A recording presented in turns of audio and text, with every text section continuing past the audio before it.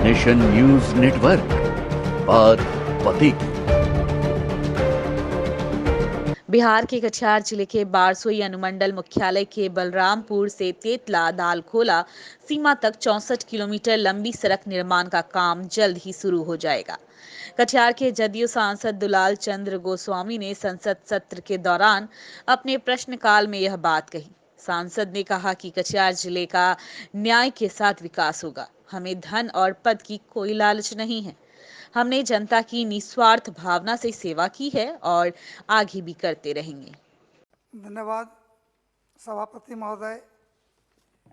मैं केंद्रीय शिक्षा मंत्रालय का वर्ष 2021-22 के लिए नियंत्रणाधीन अनुदान मांग के समर्थन करता हूं और माननीय शिक्षा मंत्री श्री रमेश पोखरियाल जी निशंक जी का आभार प्रकट करता हूं।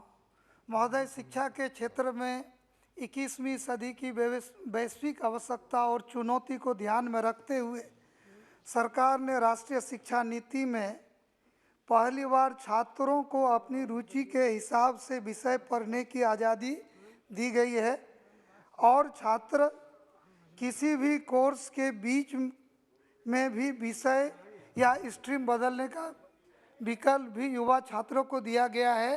ये अपने आप में बहुत महत्वपूर्ण है और इससे शिक्षा लेने वाले छात्रों का रुचि बढ़ेगा। नई शिक्षा नीति की ज़रूरतों के अनुसार देश भर में, जिसको अरविंद सामंत जी भी कह रहे थे कि 15,000 स्कूलों को आदर्श विद्यालय बनाना, ये अपने आप में बहुत बड़ी बात है और आने वाला दिन में शिक्षा के क्षेत्र में इससे मूलचूल परिवर्तन होगा। ये भारत सरकार का यकीन दिखलाता है और शिक्षा के प्रति प्रतिबद्धता दिखलाता है। उनकी गुणवत्ता बढ़ाने पर जोर देना, राष्ट्रीय शोध प्रतिष्ठान की स्थापना करना, शोध को बढ़ावा देने के साथ साथ 50,000 करोड़ रुपया आवंटित किया गया। यह अपने आप में एक सराहनीय कार्य है। और खास करके सभापति महोदय, कोरोना काल में सामान्य परिस्थिति में भी शिक्षा विभाग को बहुत बड़ी चुनौती रहती है, चाहे राज्य का शिक्षा मंत्रालय हो या फिर केंद्र सरकार का। लेकिन जिस ढंग से कोरोना काल के अवसर पर माननीय शिक्षा मंत्री जी द्वारा लोगों को तरह तरह की आशंकाएं थी कि सही समय पर एग्जाम नहीं होगा, क्लास नहीं चलेंगे, शिक्षा व्यवस्था चरमरा जाएगा, विभिन्न तरह के जो है एग्ज़ाम को शायद भारत सरकार नहीं कर सके और विपक्ष का भी बहुत कुछ रहा। लेकिन मंत्री जी ने जिस पारदर्शिता के साथ इस विभाग में काम किए और डिजिटलाइजेशन, ऑनलाइन पढ़ाई, विभिन्न परीक्षा जो समय पर लेना, परीक्षा का परिणाम भी समय पर इस चुनौती में देना, अपने आप में ये ऐतिहासिक और सराहनीय काम किए हैं। इसके लिए माननीय मंत्री जी और भारत सरकार को हृदय से धन्यवाद देते हैं। और ख़ास करके मैं बिहार से आता हूँ। केंद्रीय बजट में उत्तर प्रदेश के बाद बिहार को सबसे अधिक योजना और राशि दी गई है। इसके लिए मैं माननीय वित्त मंत्री जी को भी हृदय से धन्यवाद देता हूँ, शिक्षा मंत्री जी को भी। महोदय, विकास के दौर में पीछे रह गए 112 आकांक्षी जिला जो देश में है, उसमें से मेरा सांसद क्षेत्र कटिहार भी आता है, जो केंद्र सरकार की विकास की योजना के प्राथमिकता सूची में भी है। यहाँ केवल मैं माननीय मंत्री जी से मांग करूँगा कि एक नवोदय विद्यालय और एक केंद्रीय विद्यालय मेरे लोकसभा क्षेत्र में होना जरूरी है, क्योंकि यहाँ केंद्रीय कर्मचारी के भी बच्चे बहुत हैं और शिक्षा के क्षेत्र में भी मेरा जिला बहुत पीछे है। तो एक नवोदय विद्यालय और एक केंद्रीय विद्यालय चाहेंगे ताकि पठन पाठन सुचारू रूप से हो और शिक्षा का संचार बढ़े। महोदय, मैं एक बहुत जो बिहार के लिए बहुत महत्वपूर्ण भी है और मैं तो कहूँगा कि देश स्तर में भी एक महत्वपूर्ण है कि महोदय, बिहार का पटना विश्वविद्यालय, जिसको हम लोग पीयू कहते हैं, जिसकी स्थापना आज़ादी से पहले हुई थी और यह बिहार का पहला एवं सर्वाधिक प्रतिष्ठित विश्वविद्यालयों में से बिहार में है। और 2017 के 14 अक्टूबर को शताब्दी समारोह मनाया गया। माननीय मंत्री जी, इसमें हमारे आदरणीय प्रधानमंत्री जी भी उसमें गए थे और उन्होंने भी वहाँ जाकर के देखा। ये विश्वविद्यालय के प्रति बिहार और देश की जनता का एक समय बड़ा ही लगाव था और बिहार के जनता का दिल से जुड़ा हुआ भी है, क्योंकि ये पहला विश्वविद्यालय है। जब माननीय प्रधानमंत्री जी वहाँ गए तो हमारे बिहार के आदरणीय माननीय मुख्यमंत्री नीतीश कुमार जी ने प्रधानमंत्री जी से विशेष आग्रह किए, उनसे निवेदन भी किए थे कि पटना विश्वविद्यालय को केंद्रीय विश्वविद्यालय के रूप में मान्यता दिया जाए। और 2017 में ये मांग की थी और हम लोग को आशा था कि माननीय प्रधानमंत्री जी किसी को निराश नहीं करते हैं और माननीय निशंक जी, पोखरियाल जी हमारे इतने अच्छे शिक्षा मंत्री हैं कि ये भी बिहार को निराश नहीं करे। देरी हो सकता है लेकिन बिहार निराश नहीं होगा।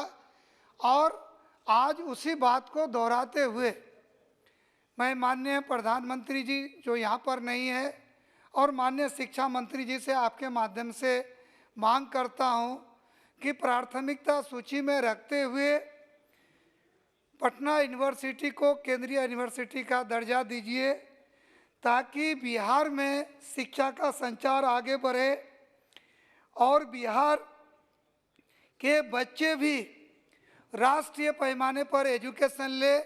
बिहार के बच्चे बाहर पढ़ने जा रहे हैं। बिहार गरीब राज्य है, आर्थिक रूप से पिछड़ा है। आप केंद्रीय यूनिवर्सिटी का मान्यता देंगे तो बिहार के बच्चे तो पढ़ेंगे ही, बिहार के बाहर के भी बच्चे आके वहाँ पढ़ेंगे तो हम लोग को खुशी होगी, गर्व होगी और हम लोग खुले दिल से भारत सरकार के साथ है। और माननीय मंत्री जी, आपका तो हम लोग प्रशंसा करते हैं और आपके समय नहीं होगा तो मुझे लगता है कि ये कब होगा, हम लोग इसका पूरा आशा रखते हैं। अंत में महोदय, हमारी बिहार सरकार भी शिक्षा के क्षेत्र में अच्छा काम कर रही है। प्राथमिक शिक्षा से लेकर के मिडिल एजुकेशन के क्षेत्र में काम कर रही है। और इस बार वर्ष 21-22 का शिक्षा बजट में जो बिहार सरकार शिक्षा पर 17% राशि का प्रावधान किया है, जो अपने आप में महत्वपूर्ण है, जिसमें engineering college, sports college, ITI खोलने, पॉलिटेक्निक कॉलेज और ख़ास करके बिहार सरकार ने तो बिहार के सभी राज्यों में पॉलिटेक्निक कॉलेज खोल करके और हाँ सभी जिला में, बिहार के सभी 38 जिला में पॉलिटेक्निक कॉलेज खोल करके और टेक्निकल एजुकेशन को आगे बढ़ाने का काम करे। उसी तरह से 107 अनुमंडल में ITI कॉलेज खोल करके व्यावसायिक एजुकेशन को आगे बढ़ा रहे हैं। और बिहार सरकार ये काम कर रही है तो निश्चित रूप से भारत सरकार के ही शिक्षा नीति को आगे बढ़ाने का काम कर रही है। इसके साथ साथ ही बिहार सरकार एक अच्छा काम कर रही है कि प्राथमिक स्कूल के बच्चों को उनके आंचलिक भाषा में भी शिक्षा दी जाएगी, इस नीति पर भी काम कर रही है। इसी के साथ मेरा केंद्र सरकार से मांग है और ये मेरा पुरजोर मांग है, बार बार मांग है, क्योंकि हम लोग इस दिक्कत का सामना लोकसभा में भी हिंदी भाषी क्षेत्र का सांसद होने के नाते कर रहे हैं। कल भी मैं जब अपने भाषण का तैयारी के लिए हिंदी में रेफरेंस कोर्स में कॉपी लेने गए तो मुझे बार बार अंग्रेजी का ही कॉपी दिया गया। तो हिंदी भाषी क्षेत्र के लिए इंग्लिश सीखना जरूरी है। मुझे भी इंग्लिश से बहुत प्यार है, लगाव है। कोई अंग्रेजी बोलते हैं तो हम लोग को सुनने में अच्छा लगता है, लेकिन फिर भी देश काल परिस्थिति, राज्यों की स्थिति है। तो मैं माननीय शिक्षा मंत्री जी से मांग करूंगा कि तकनीकी एजुकेशन में भी हिंदी को बढ़ावा दिया जाए और तकनीकी शिक्षा जो है हिंदी के माध्यम से हो। और इसके साथ ही मैं एक बार पुनः कोरोना काल में भी देश में शिक्षा के क्षेत्र में उत्कृष्ट कार्य करने के लिए माननीय शिक्षा मंत्री जी को अपने तरफ से, अपने पार्टी के तरफ से हृदय से बधाई और धन्यवाद देता हूं। बहुत बहुत धन्यवाद। Thank you. धन्यवाद अध्यक्ष महोदय।